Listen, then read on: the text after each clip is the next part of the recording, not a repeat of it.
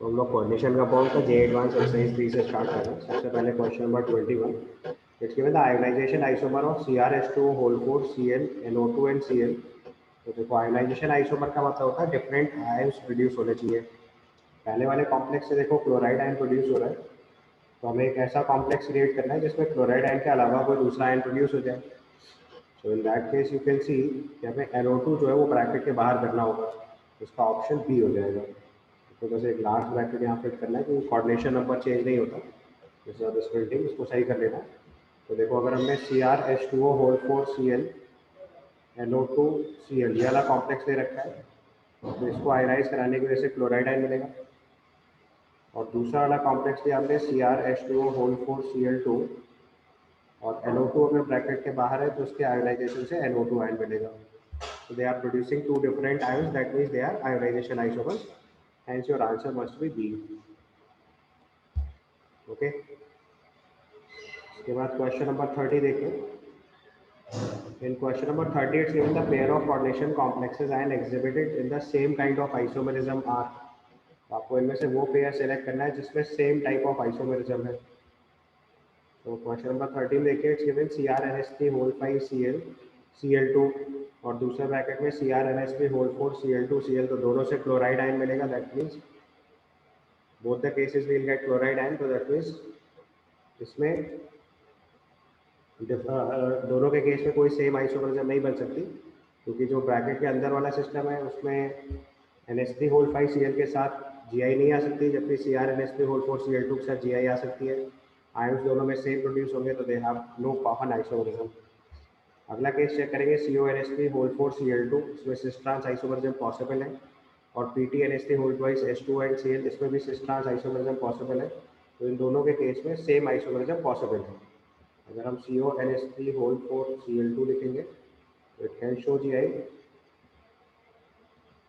It can show geometrical isomerism. दूसरा example लेंगे PTNH3 whole twice water Cl, ठीक है। तो इस केस में भी ये Gi शो कर सकता है, तो इसका मतलब इनमें same type of isomerism possible है, तो इसका आंसर बी हो जाएगा। अगली वाली पॉसिबिलिटी में देखो तो it's given COBr2 Cl2 2 minus, और दूसरा केस लिख रखा है PtBr2 Cl2 2 माइनस। तो पहले वाले केस में अगर कोबाल्ट का ऑक्सीजन स्टेट चेक करोगे तो ये oxygen state of cobalt is +2, और कोबाल्ट +2 के साथ वीक फील्ड लिगेंड है। कोबाल्ट +2 के साथ वीक फील्ड लिगेंड है, तो इसका मतलब ये टेट्राहेड्रल कॉम्प्लेक्स हो जाएगा। और जब टेट्राहेड्रल कॉम्प्लेक्स हो जाएगा तो इसमें ज्योमेट्रिकल आइसोमरिज्म पॉसिबल ही नहीं है, और कोई कॉमन आइसोमरिज्म मिल ही नहीं है, ये केस भी छोड़ देंगे, राइट। और इसका अगला ऑप्शन चेक करेंगे तो it is given PTNH3NO3Cl and PTNH3 whole 3 ClBr। तो उसमें देखो आयोनाइजेशन आइसोमरिज्म पॉसिबल है। पहले वाले केस में क्लोराइड आयन ब्रैकेट के अंदर है और हम NO3 को बाहर कर देंगे तो उससे आयोनाइजेशन आइसोमरिज्म आ जाएगी। दूसरे वाले केस में Cl को बाहर करके Br को अंदर कर लेंगे तो इसमें भी आयोनाइजेशन आइसोमरिज्म आ जाएगी, तो इसका आंसर डी भी हो जाएगा। तो ऑप्शन डी के केस में देख सकते हो यहाँ पे आसानी से आयोनाइजेशन आइसोमरिज्म मिलेगा। यहाँ क्लोराइड आयन मिल रहा है या नाइट्रेट आयन मिल रहा है, तो दे आर आयोनाइजेशन आइसोमर। यहाँ ब्रोमाइड आयन मिल रहा है या क्लोराइड आयन मिल रहा है, तो उसमें भी आयोनाइजेशन आइसोमरिज्म पॉसिबल है। तो इसका आंसर हम लोग रिपोर्ट कर देंगे B and D.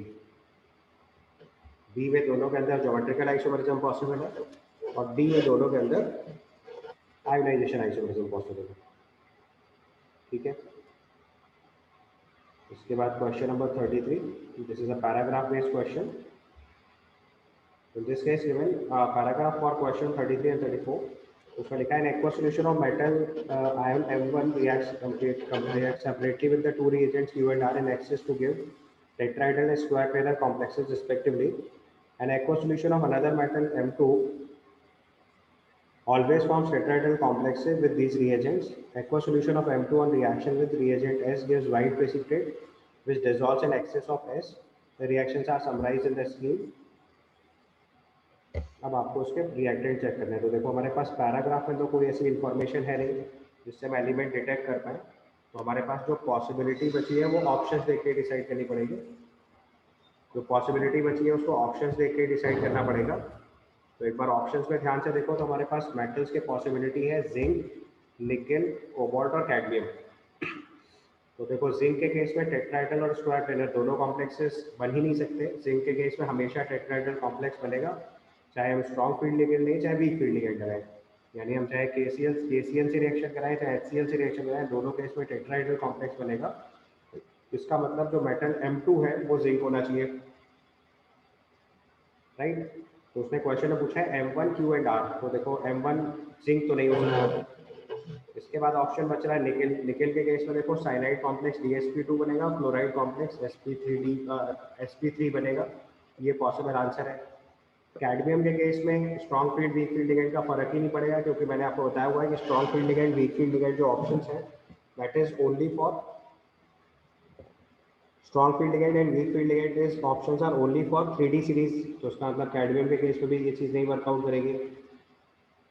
Last case में देखो कोबाल्ट दे रखा है, कोबाल्ट की रिएक्शन अगर हम HCl से कराएंगे और KCl से कराएंगे तो कोबाल्ट +2 के स्टेट में देखो कॉन्फ़िगरेशन क्या है, D7 कॉन्फ़िगरेशन है। कोबाल्ट +2 के केस में D7 कॉन्फ़िगरेशन है, तो यहाँ पे कोऑर्डिनेशन नंबर 4 के कॉम्प्लेक्सेस बनेंगे ही नहीं, ये कोऑर्डिनेशन नंबर साइनाइड के साथ कोऑर्डिनेशन नंबर 6 वाले कॉम्प्लेक्सेस पे शिफ्ट कर जाएगा। तो इस केस में इसको भी नहीं कंसीडर करेंगे, तो हमारा ऑप्शन बी हो जाएगा। फर्स्ट पार्ट समझ में आया आपको? क्वेश्चन नंबर 33 के बेसिस पे ऑप्शन से सिलेक्ट करना पड़ा, तो M1 हमारे लिए निकेल होगा, Q की वैल्यू हमारे लिए HCl हो जाएगी और R जो हमारे लिए वो KCl हो जाएगा। नेक्स्ट ऑप्शन लिखा है रिएजेंट S इज, तो आप देखो क्लियरली समझ आ गया कि अगर दोनों टेट्राहेड्रल कॉम्प्लेक्स बनाना है तो जिंक लेना पड़ेगा, और जिंक से पहले व्हाइट प्रेसिपिटेट बनाना है जो एक्सेस में डिसॉल्व कराना है। तो जो हमारे पास रिएजेंट पॉसिबल है दैट इज KOH, क्योंकि KOH से पहले जिंक प्रेसिपिटेट करेगा और फिर एक्सेस में डिसॉल्व कर जाएगा। उसके अगले क्वेश्चन को भी हमें क्वालिटेटिव एनालिसिस के डेटा से यूज करना पड़ेगा। अगर हम जिंक 2+ की रिएक्शन KOH से कराएंगे तो पहले जिंक हाइड्रोक्साइड व्हाइट प्रेसिपिटेट बनेगा और ये white precipitate excess of KOH में डिसॉल्व कर जाएगा, forming a complex K2ZnO2। This is soluble one. तो इसका रिएजेंट S जो हो जाएगा वो हमारे लिए पोटेशियम हाइड्रोक्साइड हो जाएगा। बाकी कोई भी केस देख लो, जिंक ले क्रोमेट फेरोसाइनाइड में प्रेसिपिटेट तो आएगा, डिसॉल्व नहीं करेगा, Na2PO4 या K2CrO4 से तो डायरेक्ट रिएक्शन ही नहीं जिंक के लिए। KOH में डिसॉल्व भी पहले प्रेसिपिटेट भी करेगा और फिर एक्सेस में डिसॉल्व कर जाएगा। यहाँ पे हमें क्वालिटेटिव एनालिसिस की इंफॉर्मेशन यूज करनी पड़ेगी, that's why answer must be D here. समझ गए? इसके बाद क्वेश्चन नंबर 36 देखो। क्वेश्चन नंबर 36 में गिवन है in the complex acetyl bromido dicarbonyl bis triphenyl phosphine iron 2, number of iron carbon bondage. तो आपको लिगेंड चेक करने पड़ेंगे। तो सबसे पहले एसिटाइल ग्रुप लिखता है मतलब CH3CO ग्रुप है, ब्रोमाइडो मतलब Br- लिगेंड है, डाइकार्बोनिल मतलब 2CO ग्रुप है, और बिस ट्राइफेनाइल फॉस्फीन ट्राई फॉस्फीन है, यानी C2H5 होल थ्राइस P, और ऐसी 2 यूनिट्स ले रखी है हमने।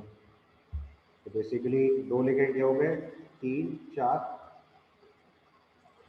एसिटाइल ब्रोमाइडो डाइकार्बोनिल बिस ट्राइथाइल फॉस्फीन आयरन। आयरन अपना +2 ऑक्सीजन स्टेट में दे रखा है। तो इससे पता चल रहा है कि एक तो Br- है और ये CH3CO- होना चाहिए हमारे हिसाब से, तभी ऑक्सीजन स्टेट आयरन की +2 बनेगी। तो उसमें डोनेशन साइड चेक करनी है। आपको पूछा है कितने आयरन कार्बन बॉन्ड्स हैं, तो देखो एक कार्बन यहाँ से डोनेट करेगा और 2 कार्बन डाइकार्बोनिल है ना, ब्रोमाइडो डाइकार्बोनिल, तो इसके भी 2 यूनिट लेनी पड़ेगी, तो 2 कार्बन यहाँ से डोनेट करेंगे। तो टोटल आयरन कार्बन बॉन्ड जो है वो यहाँ पे 3 हो जाएंगे। Clear? 36 iron carbon bond check करने हैं तो 2 कार्बोनाइल के साथ हो जाएंगे और एक एसिटाइल ग्रुप के साथ हो जाएगा। तो उसका आंसर हम लोग 3 रिपोर्ट कर देंगे। Then comes question number 37. It's given among the complexes the number of complexes that show cis transisomerism. तो देखो सबसे पहले कोबाल्ट के साथ हमारे पास एक कॉम्प्लेक्स है, उसमें 2 क्लोराइड आयन ले रखे हैं और साथ में NH2CH2NH2 ले रखा है हमने, जिसकी 2 यूनिट ले रखी है। तो NH2CH2NH2 अगर हमारे पास होल्ड वाइज है तो आप ध्यान से देखो इसमें क्लोराइड आयन है और 2 लिगेंड और हैं। तो बेसिकली मोनोडेंटेट लिगेंड की तरह काम करेगा, क्योंकि अभी 3 बॉन्ड है बीच में। अगर कोबाल्ट से कनेक्ट करेंगे तो बेसिकली 4 मेंबर की रिंग बनेगी। 4 मेंबर की रिंग स्टेबल नहीं होती, इसलिए हम इसको टेट्राहेड्रल की तरह ट्रीट करेंगे, 4 टेट्राहेड लिगेंड। तो और अगर तो उसमें सिस ट्रांस आइसोमर पॉसिबल नहीं है। अगला वाला केस देखोगे तो उसमें 2 बाइडेंटेड लिगेंड और 2 मोनोडेंटेड लिगेंड है, तो उसमें डेफिनेटली आपका ज्योमेट्रिकल आइसोमरिज्म पॉसिबल है। उसका अगला वाला केस चेक करेंगे, FeH2 whole 4 OH whole twice, इसमें भी ज्योमेट्रिकल आइसोमरिज्म आ जाएंगे। नेक्स्ट वाले केस में देखो FeNH3 होल ट्वाइस CN4, इसमें भी GI आ जाएगी। ठीक है, अब समझते जा रहे हो ना। इसमें देखो 2 बाइडेंटेड लिगेंड, 2 मोनोडेंटेड लिगेंड, इसमें 4 मोनोडेंटेड और 2 मोनोडेंटेड डिफरेंट, इसमें 2 और 4 का कॉम्बिनेशन है, तो इसमें भी सिस ट्रांस बन जाएगा, सब ऑक्टाहेड्रल कॉम्प्लेक्सेस हैं। नेक्स्ट केस में देखो हमारे पास CO NH2 CH2 CH2 NH2 whole twice NH3 और Cl, तो इस केस में देखो 2 बाइडेंटेड लिगेंड और फिर 2 मोनोडेंटेड लिगेंड होंगे, तो इसमें भी GI आ जाएगा, कोई प्रॉब्लम नहीं है, सेम लॉजिक। फिर CONH3 होल 4 वाटर Cl, इसमें भी GI आ जाएगा। तो केवल एक केस छोड़ना है, बाकी सब इसमें सिस ट्रांस आइसोमर ड्रॉ कर देंगे। ठीक है, आओ तो एक दो केस ड्रॉ करके देख लो। क्वेश्चन नंबर 37 में करेक्शन कर लीजिए, it must be CONH2 CH2 CH2 NH2, ethylene diamine है, तो एक कार्बन कम लिखा है तो वो मोनोडेंटेट की तरह ट्रीट करेंगे। अगर एक कार्बन और हो जाएगा तो बाइडेंटेट हो जाएगा, तो that will also show cis trans isomerism. तो 37 का आंसर फिर सीधे सीधे 6 हो जाएगा, अदरवाइज इसका आंसर 5 कर लेना है। ठीक है, इसके बाद क्वेश्चन नंबर 38 में लिखा है, among the complexes the total number of paramagnetic compounds. तो देखो सबसे पहले अगर देखोगे इट इज NiCO4, हाइब्रिडाइजेशन से चलेंगे, तो 38 में NiCO4 देखेंगे तो ये sp3 हाइब्रिडाइज आएगा, डायमैग्नेटिक। इसके बाद NiCl4 2 माइनस लेंगे, ये भी sp3 आएगा, बट ये पैरामैग्नेटिक होगा क्योंकि Cl minus weak field ligand है, तो पेयरिंग नहीं होगी, तो this comes out to be paramagnetic. इसका नेक्स्ट कॉम्प्लेक्स देखो दे रखा है CONH3 होल 4 Cl2 Cl, है ना। यहाँ पे देखो कोबाल्ट अपना +3 ऑक्सीजन स्टेट में हो गया, D6 कॉन्फ़िगरेशन हो गया। ऐसे देखो कोबाल्ट यहाँ पे +3 ऑक्सीजन स्टेट आ जाएगा, D6 कॉन्फ़िगरेशन है। अमोनिया को स्ट्रॉन्ग फील्ड की तरह ट्रीट करेंगे तो पेयरिंग काउंट कर लेंगे, तो ये भी डायमैग्नेटिक हो जाएगा। इसका नेक्स्ट केस में देखो कोबाल्ट 3+ है, बट F- है, वीक फील्ड लिगेंड है, वीक फील्ड लिगेंड है, तो ये पैरामैग्नेटिक हो जाएगा।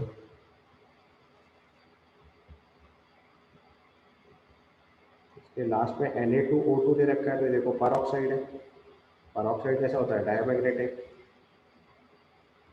लास्ट वाले दे रखा है CSO2, ये हो गया सुपर ऑक्साइड, सुपर ऑक्साइड कैसा होता है, paramagnetic. Super oxide and paramagnetic होता है, परऑक्साइड एंड डायमैग्नेटिक होता है। ये चीज़ लोग मॉलिक्यूलर अबंडेंस थ्योरी के टाइम पे सीखी हुई है, वहीं से यूज़ करेंगे। उसमें पूछा हुआ है कितने पैरामैग्नेटिक केस हैं, ये 1 हो गया, 2 हो गया, 3 हो गया, इसका आंसर बी रिपोर्ट कर देंगे। ठीक है, तो 39 में total number of geometrical isomers पूछा है, तो जो हमारे पास लिगेंड दिया हुआ है वो अनसिमेट्रिकल बाइडेंटेड लिगेंड है, उसको AB की तरह ट्रीट कर लो। पहले मैंने दोनों सीएल ट्रांस रखा एक स्ट्रक्चर, फिर दोनों सीएल को ट्रांस रखते हुए AB की साइड बदल दो। पहले देखो दोनों A सिस है, बाद में दोनों A ट्रांस कर दिए, दूसरा स्ट्रक्चर। फिर दोनों सीएल को सिस रख लो, उसमें पॉसिबिलिटी क्या है, दोनों B ट्रांस करो, फिर B और A ट्रांस करो, फिर दोनों A ट्रांस कर दो, तो टोटल 5 फॉर्म बनेंगे, तो उसका आंसर 5 हो जाएगा। इसके बाद देखिए क्वेश्चन नंबर 41।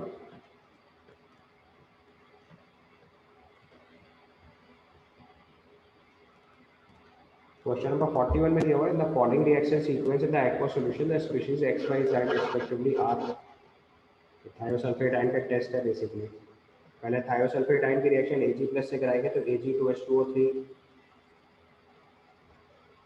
ठीक है, तो जो क्लियर सॉल्यूशन है वो तो कॉम्प्लेक्स फॉर्मेशन होगा, उसमें Ag+ ऐड करेंगे तो Ag2H2O3 का व्हाइट प्रेसिपिटेट बनेगा, which on standing turns to black. आपको सिंपल स्टैंडर्ड रिएक्ट याद करवाया हुआ था मैंने कि अगर कहीं पे भी लिख के आएगा व्हाइट प्रेसिपिटेट ऑन स्टैंडिंग और with time turns to black, तो सिल्वर होता है, और तो यहाँ पे क्लियरली दिख ही रहा है। आपको ये इक्वेशन मैंने क्वालिटेटिव एनालिसिस के टाइम पे पढ़ाई हुई है। सिल्वर थायोसल्फेट Ag2H2O3 को अगर थोड़ी देर पे छोड़ दिया जाए तो ये Ag2S में कन्वर्ट हो जाता है, ये व्हाइट प्रेसिपिटेट है, ये ब्लैक होता है। तो पहले आपको डायरेक्टली वाई और जेड पता चल गया।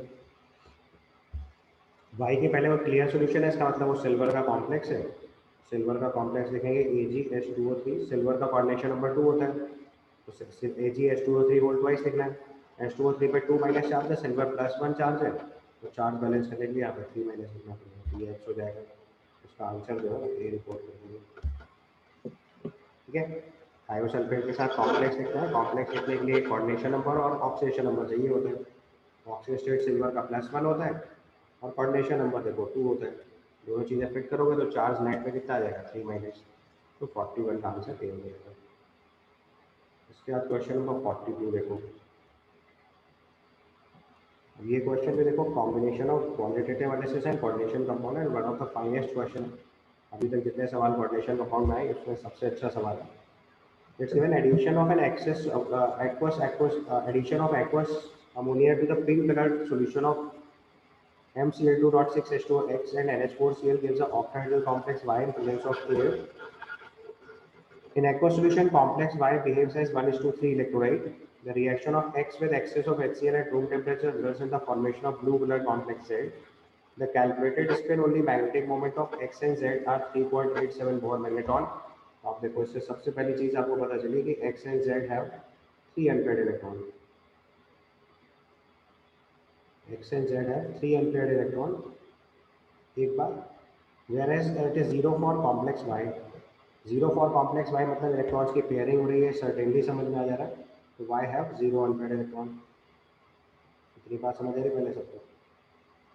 मैग्नेटिक मोमेंट डेटा से हमने पहले number of unpaired electron decide कर लिए। एक्स और जेड में 3 अनपेयर्ड इलेक्ट्रॉन है, वाई में 0 अनपेयर्ड इलेक्ट्रॉन है, इतना डिफाइन हो गया पहले। ठीक है, अच्छा अब ये चीज क्लियरली समझ में आ रही है कि अगर इलेक्ट्रॉन की पेयरिंग हो रही है, इसका मतलब ये श्योर शॉट 3D सीरीज का मेंबर होगा, क्योंकि 4D और 5D सीरीज में तो सारे लिगेंड स्ट्रॉन्ग फील्ड लिगेंड हो जाते हैं, तो वहाँ पेयरिंग और नॉन पेयरिंग का कोई कॉन्सेप्ट ही नहीं होता। अच्छा, दूसरी बात ध्यान से देखो कि जो पहला कॉम्प्लेक्स लिखा है MCl2.6H2O, जो कि आपका कॉम्प्लेक्स X है, वहाँ मेटल की ऑक्सीजन स्टेट देखो +2 दिख रही है, तो इसका मतलब M2+ स्टेट में हमें 3 अनपेयर्ड इलेक्ट्रॉन चाहिए, तो या तो कॉन्फ़िगरेशन D3 होगा या D7 होगा। अभी 3 अनपेयर्ड इलेक्ट्रॉन आ सकते हैं। D3 के केस में कभी भी पेयरिंग होगी नहीं, तो इसका मतलब D7 के केस में पेयरिंग होगी। इसका मतलब मेटल सर्टेनली कोबाल्ट 2+ है। ये आइडेंटिफाई हो गया पहले, तो आपको पता चल गया कि जो मेटल है यहाँ पे वो कोबाल्ट है। आप कॉम्प्लेक्सेस लिखना शुरू करो, जैसे ही कोबाल्ट पता चल गया तो आप क्वालिटेटिव एनालिसिस हमारी हेल्प करेंगे। तो पहला कॉम्प्लेक्स जो है वो कोबाल्ट का वाटर के साथ कॉम्प्लेक्स है, कोऑर्डिनेशन नंबर 6, ये आपका X हो गया। उसके बाद ध्यान से देखो, इसकी अमोनिया के साथ रिएक्शन करा रहे हैं इन प्रेजेंस ऑफ एयर, तो इसका मतलब ऑक्सीडेशन भी हो रहा है। ऑक्सीडेशन हो रहा है तो कोबाल्ट का जो पहले +2 स्टेट थी वो +3 स्टेट में कन्वर्ट हो गई, तो CONH3 हो गया। और ध्यान से देखो क्वेश्चन में दिया हुआ है 1:3 इलेक्ट्रोलाइट है, 1:3 इलेक्ट्रोलाइट है, उसका मतलब उसमें 3 आयन प्रोड्यूस कराने हैं, तो तीनों क्लोराइड आयन ब्रैकेट के बाहर होंगे। 3 क्लोराइड आयन क्यों लिखना पड़ रहा है, क्योंकि 1:3 इलेक्ट्रोलाइट दिया हुआ है और एयर के साथ ऑक्सीडेशन हो रहा है, तो कोबाल्ट का ऑक्सीजन स्टेट जो पहले +2 था वो +3 में कन्वर्ट हो गया, तो ये आपका वाई हो गया। इसके बाद एक्स की रिएक्शन HCl से करा रहे हैं और एक ब्लू कलर कंपाउंड बन रहा है। ये आपको देखो डायरेक्ट समझ में आना चाहिए, कोबाल्ट का क्लोराइड के साथ complex coordination number 4 blue colour होता है। जो मैंने पिंक और ब्लू कलर आपको क्वालिटेटिव एनालिसिस में कोबाल्ट के दोनों कॉम्प्लेक्सेस के साथ बताया था, अगर वहाँ से डायरेक्ट रिलेट कर लोगे तो जल्दी करते बनेगा सवाल। अदरवाइज आपको पता चल रहा है कि कोबाल्ट के साथ क्लोराइड में कोऑर्डिनेशन नंबर 4 कॉम्प्लेक्स बनता है, तो ये COCl4 बनेगा 2-। ये आपका ब्लू कलर कॉम्प्लेक्स है, ये आपका पिंक कलर कॉम्प्लेक्स है, इतना गिवन है आपको क्वेश्चन में। ठीक है, कोबाल्ट का क्लोराइड के साथ कॉम्प्लेक्स वीक फील्ड लिगेंड है, तो उसमें भी देखो 3 अनपेयर्ड इलेक्ट्रॉन रहेंगे। तो अगर हाइब्रिडाइजेशन देखेंगे तो यहाँ पे sp3 होगा और यहाँ पे sp3d2 होगा और यहाँ पे d2sp3 हो जाएगा। मैग्नेटिक मोमेंट डेटा से आप नंबर ऑफ अनपेयर्ड इलेक्ट्रॉन पहले ही निकाल चुके हैं। यहाँ था ओके। अब पहले पॉइंट से चलो, उसमें लिखा है when x and z are in equilibrium at 0 degree Celsius the colour of the solution is pink. तो देखो हमारे पास x और z का इक्विलिब्रियम लिखना है। ध्यान से देखो तो x जो है वो ऑक्टाहेड्रल कॉम्प्लेक्स है और z जो है वो टेट्राहेड्रल कॉम्प्लेक्स है। और आपको पता है कि octahedral complex more stable then tetrahedral complex होते हैं, क्योंकि डेल्टा टी की वैल्यू 4/9 टाइम्स ऑफ डेल्टा ओ होता है। Crystal field splitting energy of tetrahedral complexes 4/9 times of octahedral complex होता है। इन जनरल अप्रॉक्सीमेट वैल्यू लिख रहे हैं तो उसका मतलब ऑक्टाहेड्रल कॉम्प्लेक्सेस जो है वो टेट्राहेड्रल कॉम्प्लेक्सेस रिस्पेक्ट में ज़्यादा स्टेबल होते हैं। तो उसका मतलब ये कॉम्प्लेक्स मोर स्टेबल है। तो अगर एक मोर स्टेबल कॉम्प्लेक्स को लेसर स्टेबल कॉम्प्लेक्स में कन्वर्ट करेंगे that means you requires energy. ये प्रोसेस जो है वो एंडोथर्मिक हो गया। ये प्रोसेस आपका एंडोथर्मिक हो गया। समझ आई बात यहाँ तक? ये प्रोसेस एंडोथर्मिक हो गया, ठीक है। अब देखो आपको पता है कि टेम्परेचर इंक्रीज करने से एंडोथर्मिक रिएक्शन में इक्विलिब्रियम फॉरवर्ड शिफ्ट होता है। टेम्परेचर इंक्रीज करने से एंडोथर्मिक रिएक्शन में इक्विलिब्रियम फॉरवर्ड शिफ्ट होता है। तो उसने लिखा है when X and Z are in equilibrium. अच्छा, और कलर भी आपको क्लियरली है कि एक्स का कलर पिंक है और जेड का कलर ब्लू है। ये क्वेश्चन में गिवन है पहले से।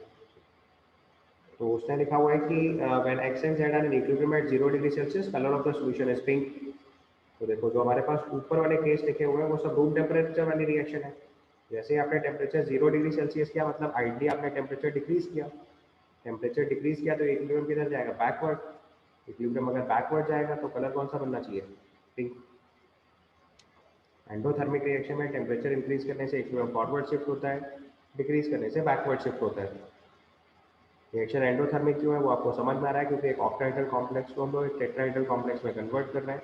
तो एक स्टेबल कॉम्प्लेक्स को एक अनस्टेबल कॉम्प्लेक्स में कन्वर्ट करेंगे तो आपको एनर्जी सप्लाई करनी पड़ेगी, या बेटर टू से अनस्टेबल कॉम्प्लेक्स से स्टेबल कॉम्प्लेक्स की तरफ जाएंगे तो एनर्जी रिलीज होगी। तो बैकवर्ड रिएक्शन इसलिए एक्सोथर्मिक हो जाएगी।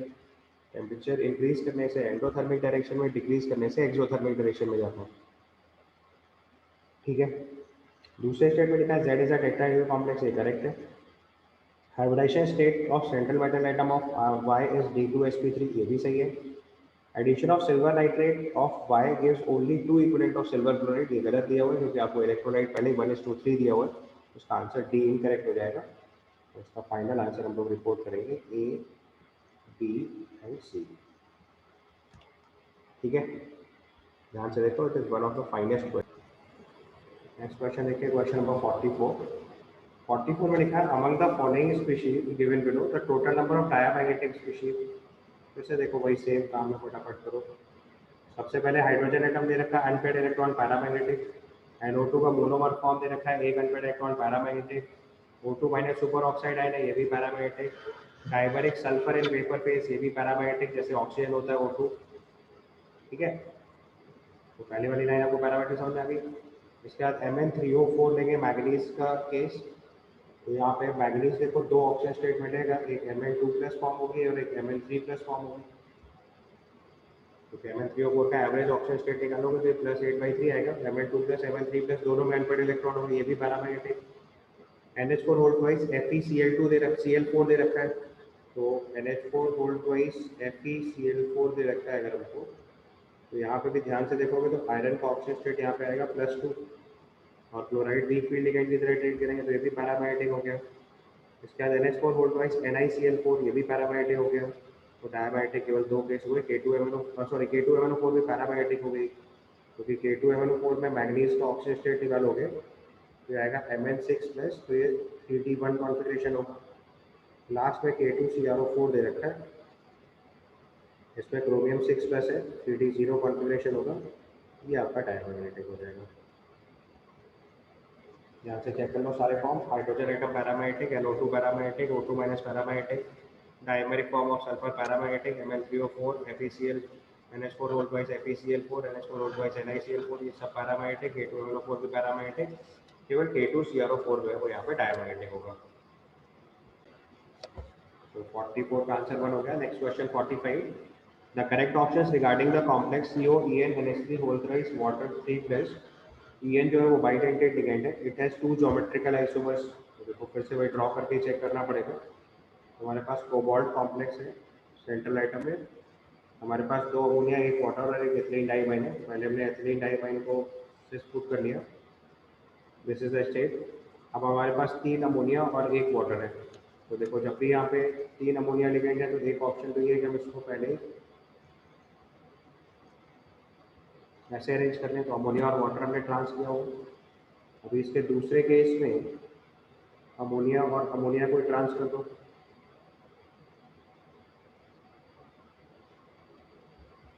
ठीक है, ये दोनों ज्योमेट्रिकल आइसोमर की तरह ट्रीट करेंगे। अच्छा, एक पॉसिबिलिटी और है जिसमें हम लोग EN को ऐसे प्लेस कर लें। EN को जब ऐसे प्लेस करेंगे तो आप ध्यान से देखो, इस केस में भी सिचुएशन बिल्कुल पहले ही जैसी है, दो फॉर्म से एक फॉर्म ट्रांस बन रही है, इससे कोई अंतर नहीं बनेगा। तो that will give you the same complex. तो उसका मतलब दो ही ज्योमेट्रिकल आइसोमर बनेंगे जो हमने पहले बना दिए। तो देयर इज नो नीड, क्योंकि आपको समझ आना चाहिए ये पोजीशन देखो दोनों ट्रांस है और ये दोनों सिस है, तो बिल्कुल identical to the earlier case है। दोनों अमोनिया ट्रांस है, दोनों अमोनिया और वाटर ट्रांस रख सकते हैं, so it will give you the identical result. उसमें कुछ चेंज नहीं करना है। एथिलीन डाइमीन सिमेट्रिकल लिगेंड है तो वहाँ से GI नहीं बन सकता। अगले केस में लिखा है it will have 3 geometrical isomers if bidentate ligand EN is replaced by 2 cyanide ligands.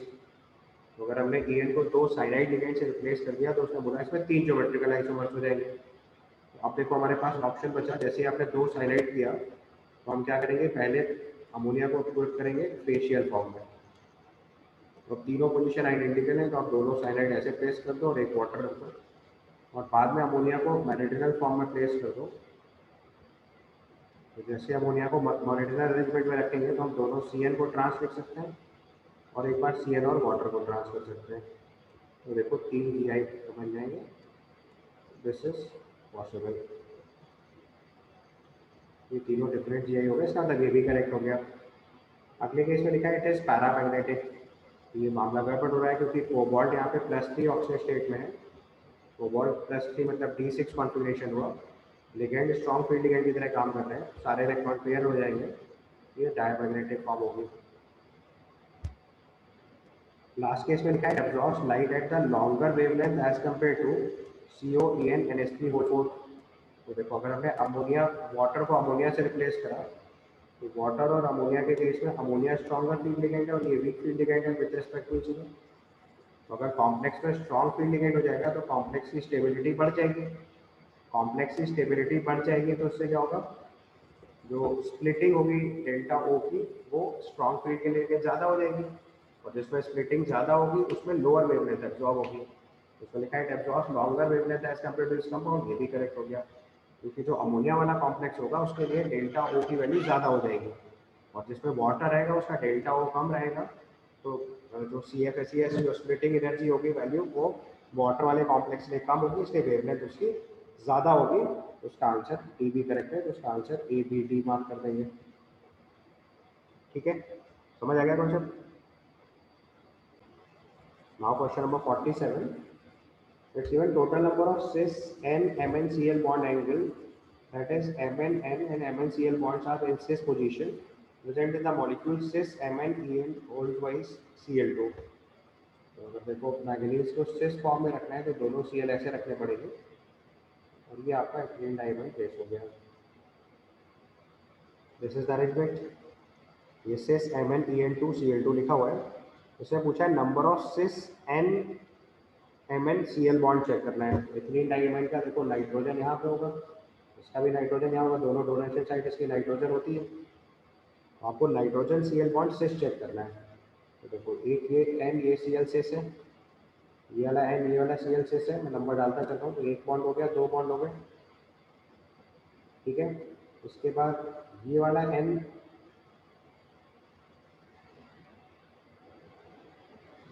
उसके बाद ये वाला N इस वाले Cl के साथ अभी भी सिस है, ये तीसरा केस हो गया।